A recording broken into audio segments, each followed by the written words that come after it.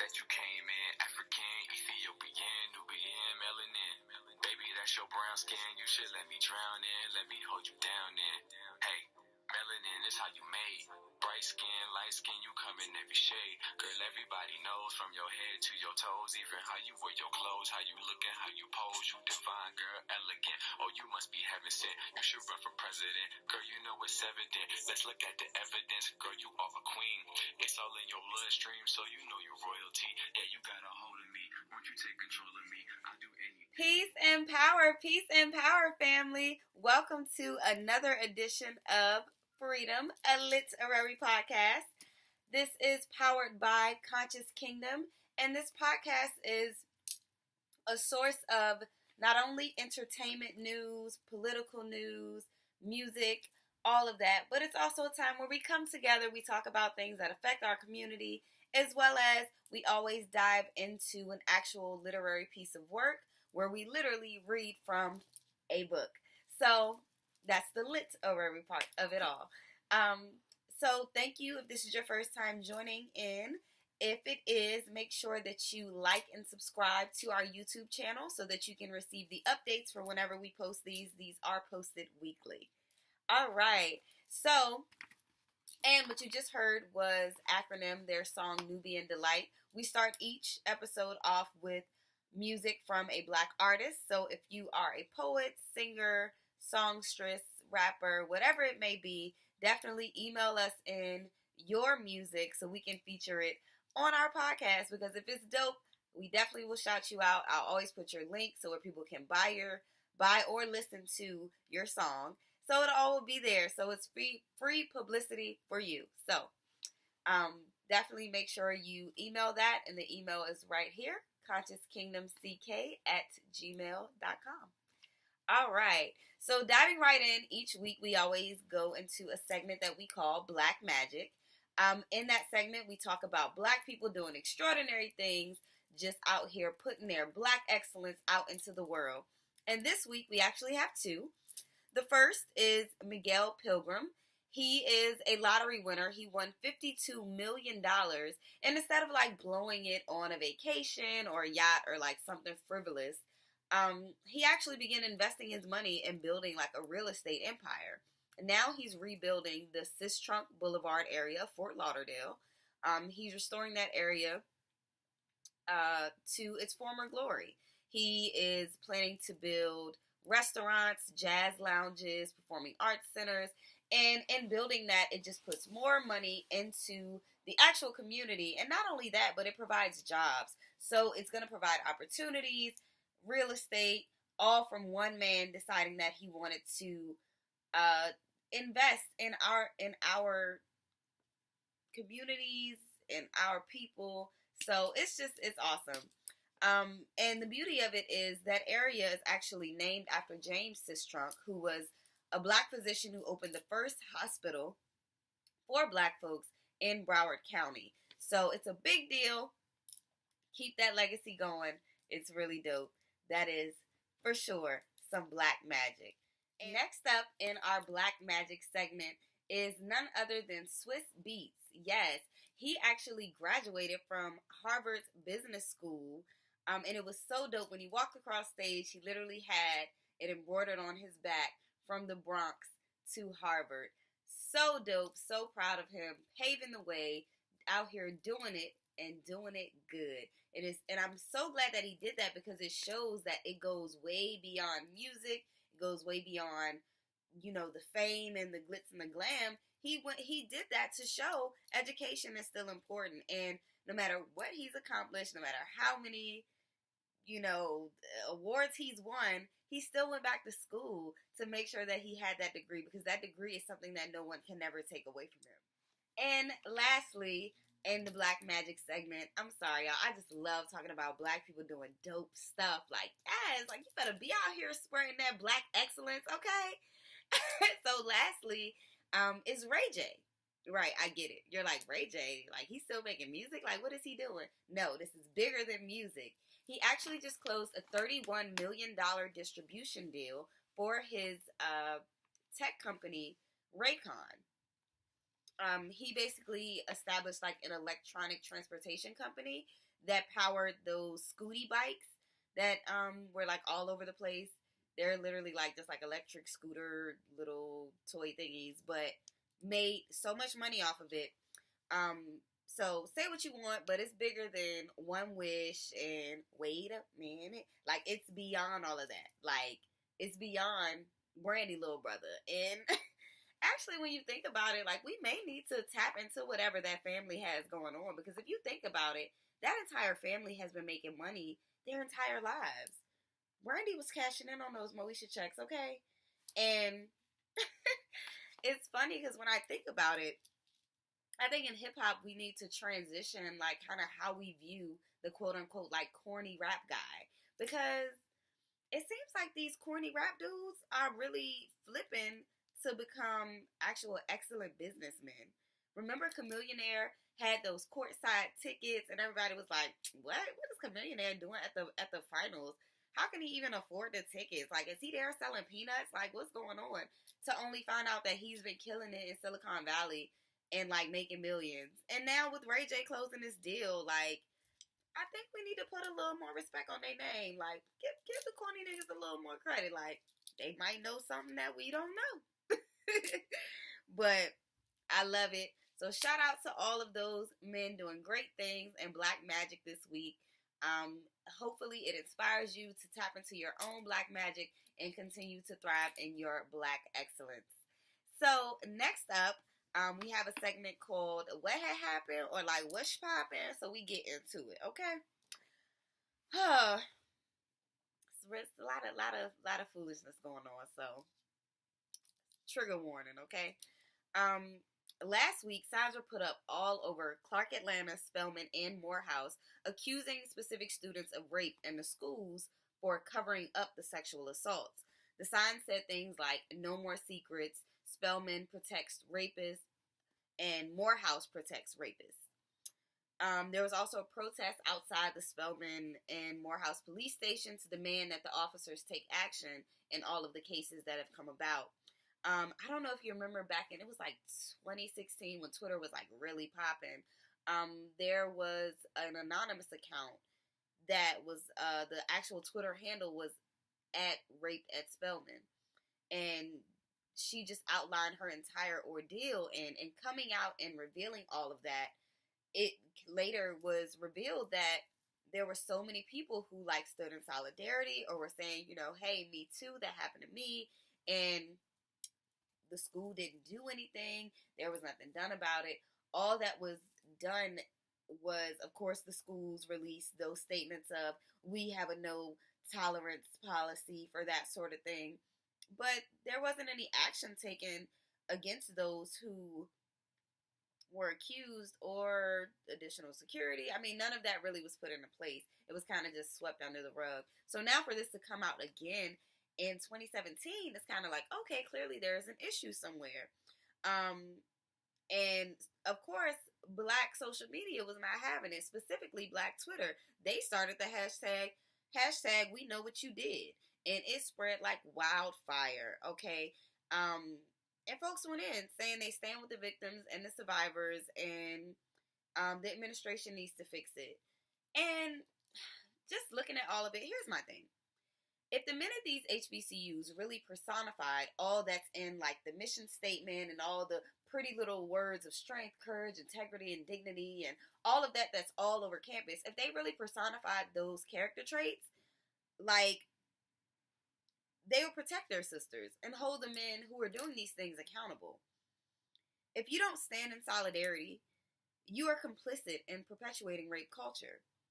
There is no in-between. There is no gray area, period. Prioritize the safety of our sisters over everything else. And that's that. Like, there's no debating it. It's either you riding for us, you protecting us, or you're not. In other news, Nicki Minaj's brother Jelani was found guilty of predatory sexual assault and endangering the welfare of a child for repeatedly raping his 11-year-old stepdaughter. It was a very, very graphic and what I would imagine to be very stressful, tumultuous time for that young girl and her family, because unfortunately, she had to testify. Her little brother, who actually walked in on the act once, had to testify and say what he stated. So I definitely pray for the strength and sanity of that family, and not only that, but their healing, because it's going to take a lot to kind of repair the lack of trust and just everything that's going to come with what has happened to her. But Jaylani is facing 25 years to life, and he will be sentenced on December 14th. And I say this with the sincerest of hearts. May he get all 25 years and then some. Moving right along. And to be honest, I know right now it's a lot of heinous SVU type cases being revealed and coming to the light. And I know men have felt that they're being attacked or targeted just because all of this is coming out, and via social media, a lot of people are sort of speaking out against it. So I get that you guys may feel kind of like you're being targeted or attacked. However, it's as simple as this. If you ain't trash, don't worry about it. If you know that you're the type of man who would never attack, assault, or try to take advantage of a woman or a child, then it's nothing. Then, don't take it personal. But what we do need you to do is hold those other men accountable. That's the thing. Like, I just remember what it was like with my father and my uncles. To this day, sucker shit is not happening around them because they will check it. Men don't even try anything foolishness in their presence because they know. My uncles will be like, what? Like, nah. They're that sucker shit. Like, they kill it immediately. So it doesn't even, they won't even allow it to manifest. Like, it's not happening. Not on their watch. And I think that we just need to get back to that. Holding each other accountable and men being actual men. Protect and look out for women. And vice versa. The women that are sexually assaulting men and other women and children as well. We just have to come together. We're community. We're community. We're family. So we just have to keep looking out for each other. The one thing that I will say, though, I am glad that everything is being revealed, but I'm a bit concerned that once sort of the scandal and the hypersensitization of it all dies down and it's no longer like a headline in the tabloids, I fear that this will start to go backward and it'll just continue to be frequent, but it won't be addressed as much. And that's what I fear. Those who are predators and do things like that need to always be afraid. They need to always know the shit will not be tolerated in the slightest. The threat for abusers should be as real as the threat that they pose to their victims every day. Like, they should be fearful, just like the fear that they put into the victims that they chose. It's as simple as that. But on some more positive news, a shout out to Drizzy Drake, Mr. Aubrey Graham. Sir, I have loved you since you were Jimmy in a wheelchair. Shout out to you. During one of his shows, while he's on stage, he's looking out in the crowd, he's rapping, and he's literally singing, running through the six with my woes. So it's not even like a sexy type of song.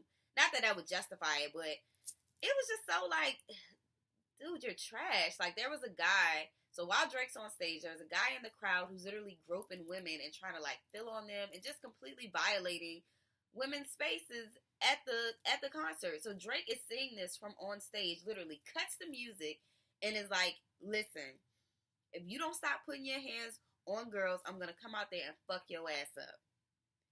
Accountability. Okay? I love it. I love it. I was so glad that he did that because that was just what I was speaking to. Don't even allow it to happen. So now any man that goes to a Drake show is going to know, oh, nah, Drizzy will call you out. And that's real. That accountability is real. So shout out to you, Drake. Much appreciated that you held it down. Meek Mill. So unless you've been under a rock, you've heard that he is potentially potentially facing 2 to 4 years for violating his probation. And people are really upset about it. They feel that it's very harsh, especially when we have actual killers out here who are only getting administration leave. We talked about that in the other podcast. Check it out if you haven't watched it.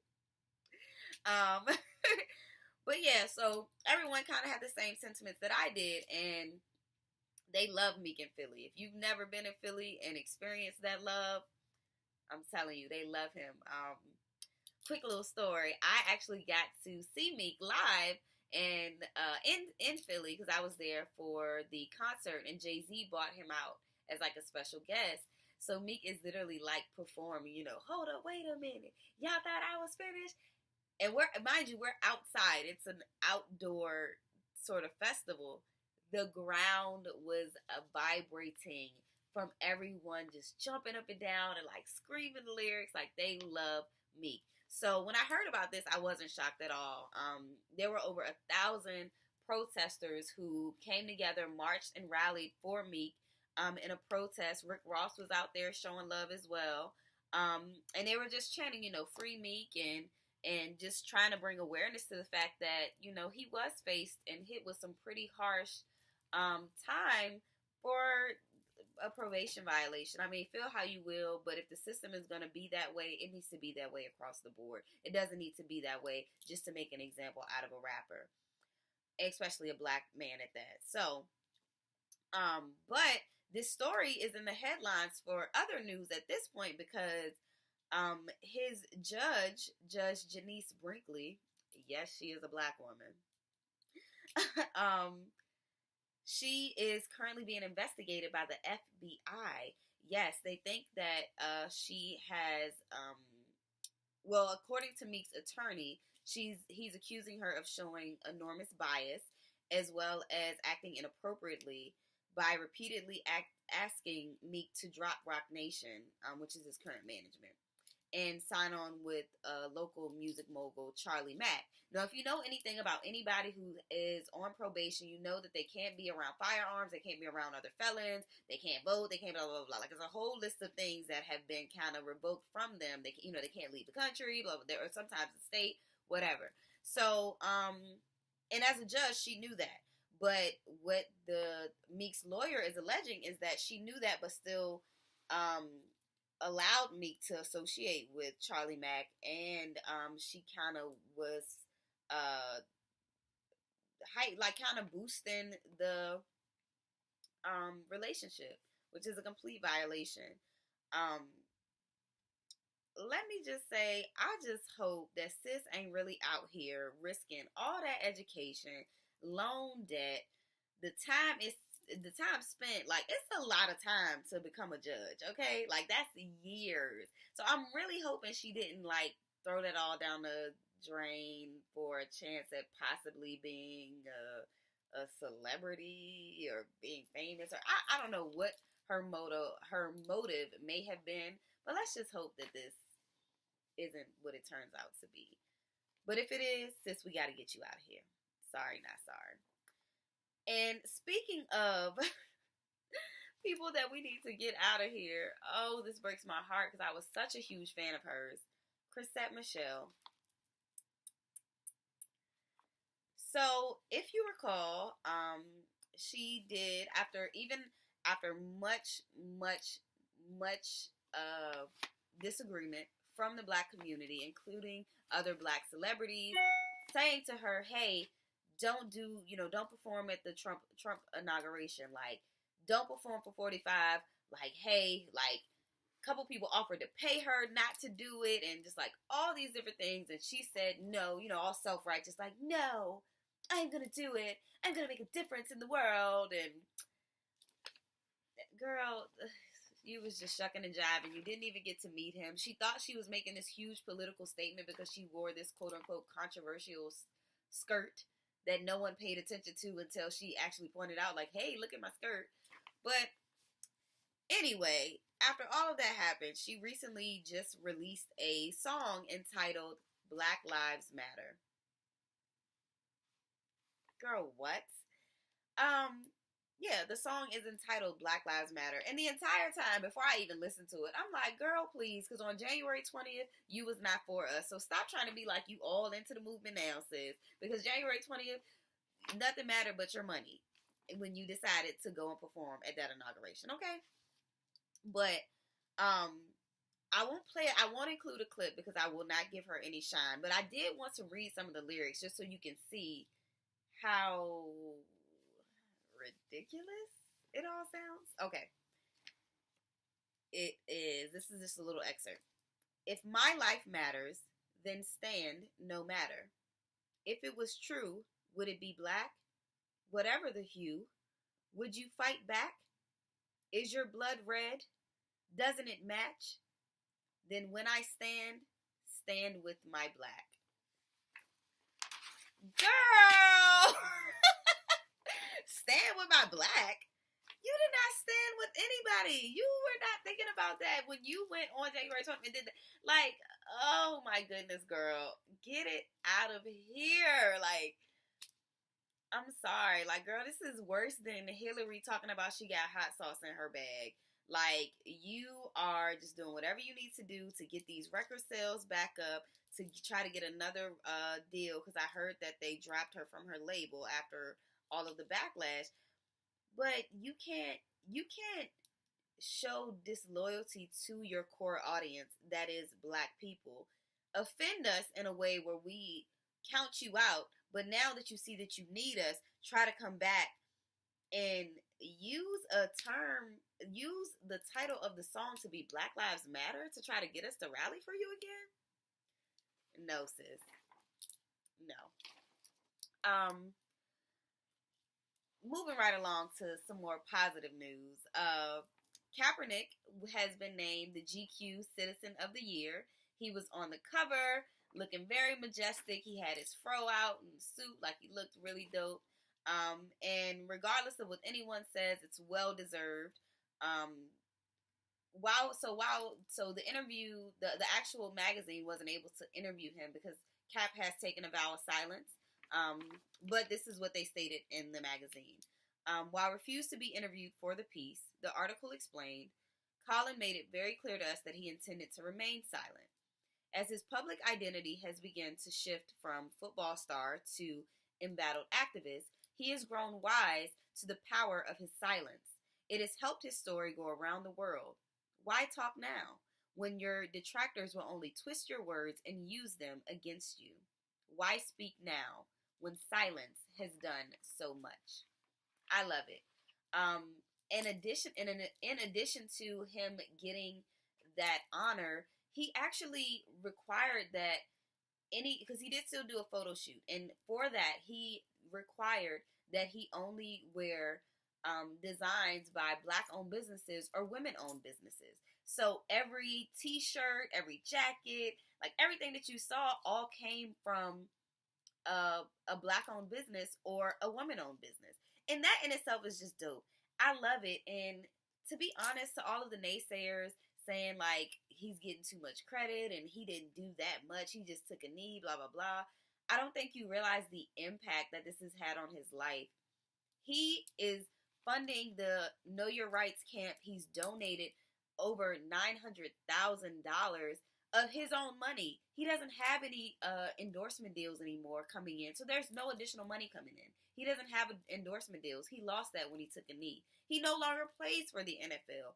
He lost that when he took a knee. So all that he sacrificed for this movement and how committed he is to it, it's real. So to all of the naysayers, I think that y'all are being distracted by the messenger. Like, you can't hear the message because you're too focused on the messenger. Colin Kaepernick is doing a great job. And I've seen the clip of, the great ancestor whom I would never disrespect, the great ancestor, Malcolm X, when he said, when have you ever seen, and I quote, he said, when have you ever seen a comedian or athlete be a leader in the white community? Because he was referring to people like Dick Gregory being known as leaders in the black movement.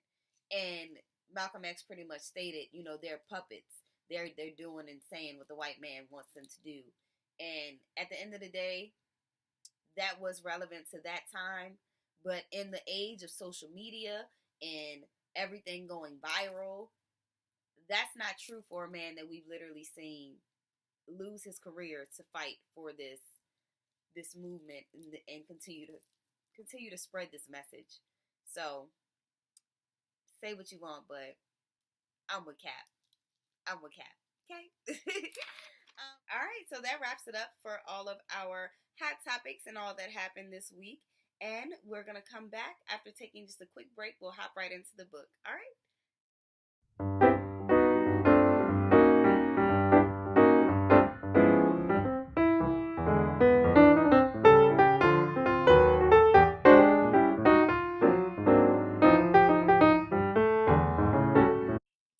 All right, welcome back. So we are, as I stated, in the middle of the 4 agreements. All right, and it is a practical guide to personal freedom. So we actually are on the 4th agreement, so we will be wrapping up this book pretty soon. And I'd love to hear your feedback, so definitely leave comments and let us know what you thought of this series. So just to recap over the agreements thus far, the first agreement was don't take anything personally. No, that was the second. The first agreement was be impeccable with your word. The second was don't take anything personally. The third was don't make assumptions. And now the fourth is always do your best. All right, so we'll dive right in. There's just one more agreement, but it's the one that allows the other 3 to become deeply ingrained habits. The 4th agreement is about the action of the first 3. Always do your best. Under any circumstance, always do your best. No more and no less. But keep in mind that your best is never going to be the same from one moment to the next. A little rhyme going. Everything is alive and changing all the time. So your best will sometimes be high quality, and other times it will not be as good. When you wake up refreshed and energized in the morning, your best will be better than when you are tired at night. Your best will be different when you are healthy as opposed to sick, or sober as opposed to drunk. Your best will depend on whether you are feeling wonderful and happy or upset, angry, or jealous. In your everyday moods, your best can change from one moment to another, from 1 hour to the next, from one day to another. Regardless of the quality, keep doing your best. No more and no less than your best. If you try too hard to do more than your best, you will spend more energy than is needed, and in the end, your best will not be enough.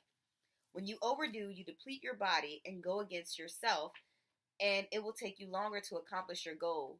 But if you do less than your best, you subject yourself to frustrations, self-judgment, guilt, and regrets. Just do your best. In any circumstance in your life, it doesn't matter if you are sick or tired. If you always do your best, there is no way you can judge yourself. And if you don't judge yourself, there is no way you are going to suffer from guilt, blame, and self-punishment. By always doing your best, you will break a big spell that you have been under. Doing your best, you are going to live your life intensely. You are going to be productive. You are going to be good to yourself because you will be giving yourself to your family, to your community, to everything. But it is the action that is going to make you feel intensely happy. When you always do your best, you take action. Doing your best is taking the action because you love it, not because you're expecting a reward. Most people do exactly the opposite. They only take action when they expect a reward, and they don't enjoy the action. And that's the reason why they don't do their best. For example, most people go to work every day just thinking of payday and the money they will get from the work that they are doing. They can hardly wait for Friday or Saturday, whatever day they receive their money, and can take time off. They are working for the reward, and as a result, they resist work. They try to avoid the action, and it becomes more difficult, and they don't do their best. They work so hard all week long, suffering the work, suffering the action, not because they like to, but because they feel they have to. They have to work because they have to pay the rent, because they have to support their family. They have all of that frustration, and when they do receive their money, they are unhappy. They have 2 days to rest to do what they want to do, and what do? They try to escape. They get drunk because they don't like themselves. They don't like their life. There are many ways that we hurt ourselves when we don't like who we are. On the other hand, if you don't take action just for the sake of doing it, without expecting a reward, you will find that you enjoy every action you do. Rewards will come, but you are not attached to the reward. You can even get more than you would have imagined for yourself without expecting a reward. If we like what we do, if we always do our best, then we are really enjoying life. We are having fun, we don't get bored, we don't have frustrations. When you do your best, you don't give the judge the opportunity to find you guilty or to blame you. If you have done your best and the judge tries to judge you according to your book of law, you got the answer. I did my best. There are no regrets. That is why we always do our best. It is not an easy agreement to keep, but this agreement is really going to set you free. When you do your best, you learn to accept yourself, but you have to be aware and learn from your mistakes. Learning from your mistakes means you practice. Look honestly at the results and keep practicing. This increases your awareness. Doing your best really doesn't feel like work because you enjoy whatever you are doing. You do your best because you want to do it, not because you have to do it. If you take action because you have to, then there is no way you're going to do your best. Then it is better not to do it. Action is about living fully. Inaction is the way that we deny life. Inaction is sitting in front of the television every day for years because you are afraid to be alive and to take the risk of expressing what you are. Expressing what you are is taking action. You can take many great ideas in your head, but what makes the difference is the action. Without action upon an idea, there will be no manifestation, no result, and no reward. Doing your best is a great habit to have. I do my best in everything I do and feel. Doing my best has become a ritual in my life because I made the choice to make it a ritual. It's a belief like any other belief that I choose. I make everything a ritual, and I always do my best. Taking a shower is a ritual for me, and with that action, I tell my body how much I love it.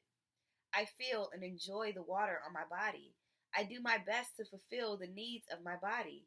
I do my best to give to my body and to receive what my body gives to me. You were born with the right to be happy. You were born with the right to love, to enjoy, and to share your love. You are alive, so take your life and enjoy it. Don't resist life passing through you, because that is God passing through you. Just your existence proves the existence of God, because God exists within you. Your existence proves the existence of life and energy. You don't need to know or prove anything, just to be, to take a risk and enjoy your life is all that matters. So say no when you want to say no, and yes when you want to say yes. You have the right to be you. You can only be you when you do your best. When you don't do your best, you are denying yourself the right to be you. There is a seed that you should really nurture in your mind. You don't need knowledge or great philosophical concepts. You don't need the acceptance of others. You express your own divinity by being alive and by loving yourself and others.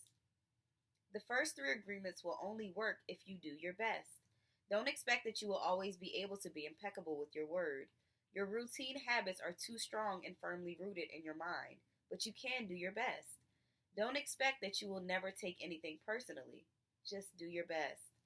Don't expect that you will never make another assumption, but you can certainly do your best. By doing your best, the habits of misusing your word, taking things personally, and making assumptions will become weaker and less frequent with time. You don't need to judge yourself, feel guilty, or punish yourself if you cannot keep these agreements. If you're doing your best, you will feel good about yourself even if you do steer away from these agreements. If you do your best over and over again, you will become a master of transformation. If you do your best in the search for personal freedom, in the search for self-love, you will discover that it's just a matter of time before you find what you are looking for. It's not about daydreaming or sitting for hours dreaming in meditation. You have to stand up and be human. You have to honor the man or woman that you are. Respect your body, enjoy your body, love your body, feed, clean, and heal your body. Exercise and do what makes your body feel good. You don't need to worship idols of the Virgin Mary, the Christ, or the Buddha. You can, if you want to, if it feels good, do it. Your own body is a manifestation of God, and if you honor your body, everything will change for you.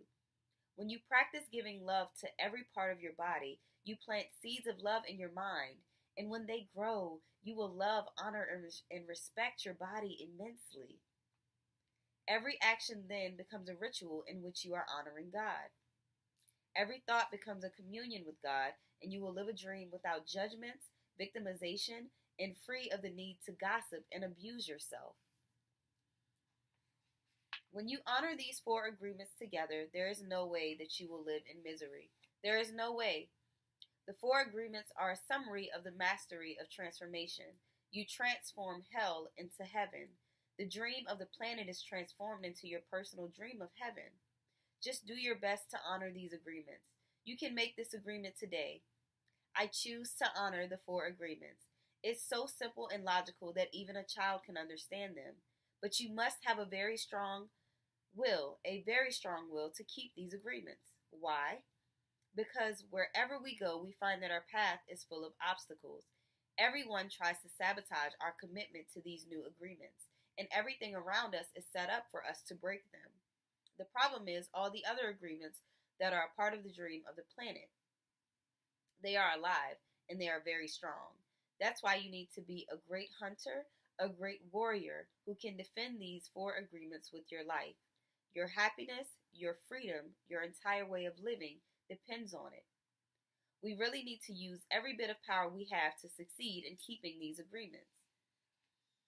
I didn't expect that I could do it at first. I have fallen many times, but I stood up and kept going. There was no way I felt sorry for myself. I said, if I fall, I am strong enough. I'm intelligent enough. I can do it. I stood up and kept going. I fell and I kept going, and each time it became easier and easier. Yet in the beginning, it was so hard, so difficult. So if you fall, do not judge. If you break an agreement, begin again tomorrow and again the next day. It will be difficult at first, but each day will become easier and easier, until someday you will discover that you are ruling your life with these four agreements, and you will be surprised at the way your life has been transformed. You don't need to be religious or go to church every day. Your love and self-respect are growing and growing. You can do it. If I did it, you can do it also. Don't be concerned about the future. Keep your attention on today and stay in the present moment. Just live one day at a time. Always do your best to keep these agreements. Soon it will be easy for you. Today is the beginning of a new dream. All right, and that was the four agreements. He goes further into going over just breaking the old agreements and more about freedom, which we won't dive into, but this is a great book to have if you are just experiencing a little bit of turmoil or uncertainty in your life. This is a great book to read. It definitely puts things in a very simple perspective for you. And there you can see it's Don Miguel Ruiz. And I think I got this for probably like $6 or so. But if anyone wants to read it, I've had it. I've read it several times. So if you're interested in reading it and you don't have the funds right now, contact me. I'm more than willing to ship this to you so that if you think it will make an impact on your life, I'm always down to pass it on, pay it forward. So definitely just contact us through email or a DM, or if you have my number, just text me. So we have finished our first book. If there are any books that you want us to read in the future, just make sure that you comment either on any of the videos, send a DM or an email, and we will be more than willing to honor that. If you are an author and you want us to review your book, I'm always down for that as well. Just link me, call me, beat me if you want to reach me. I'm a 90s kid. Don't judge me. So, like I said, the purpose of actually doing, reading out loud or oratory readings is just because I feel like it's become a lost art form. It's become a lost hobby. Everything now is, on a Kindle or on your iPad, or like you just scrolling on your phone. And it's like all of the information that we're receiving is like a popcorn thing. So it's like, I realize people don't even really read articles anymore. They just read the headlines enough to be like, hey, you heard about this? Not knowing anything about what it means, the context of it, or anything like that. And to be completely honest, the most powerful way to obtain knowledge is through literacy. And we all know that applied knowledge is power. So if we are constantly reading, constantly learning, constantly growing, and constantly just trying to be the best version of ourselves that we can be, like that last agreement said, always do your best. I apply that to who I am as a person and everything that I attempt to do in life. So that's my goal here. Hopefully we can come together. We can read together. You never know. We might could turn this into like a book club and we come together and we read. And it's just a way for us to come together and evolve and just try to grow and just be better by it. So I thank you guys so much for tuning in. Thank you. Tell a friend to tell a friend and just keep spreading the word and building it up. I love the feedback that we're receiving thus far. Continue to tune in. Like I said, let us know if you want to be featured in any way. We do allow businesses to sponsor the podcast as well. So if you want to be sponsored, if you want to be featured for your music or, your own book that you might write, that you have written and you want us to feature, even if it's just your poetry or whatever it may be, definitely link with us. We're always about collaboration over competitiveness. We all can win, and together we will win even quicker. So definitely feel free to link us. Thank you so much. Again, this is Freedom, a Literary Podcast. Stay true, stay you, stay black, stay proud, and just continue to live your life as the best version of yourself. I love you, and let's do this again next week. It'll actually be Thanksgiving. Yeah, I don't really celebrate the holiday per se, but I am excited that it brings all of our people together. Everybody's going to be some point, somewhere with friends or family around people that they care about. So I'm always excited for that. And I might have a special guest next week because I will be doing this from Mama's house. So it should be pretty exciting. I'll try to get a guest in on it. But thank you guys so much for supporting Conscious Kingdom. This podcast is powered by Conscious Kingdom. Be sure to shop online with us, shopconsciouskingdom.com. And see you again next week. Peace and power, family.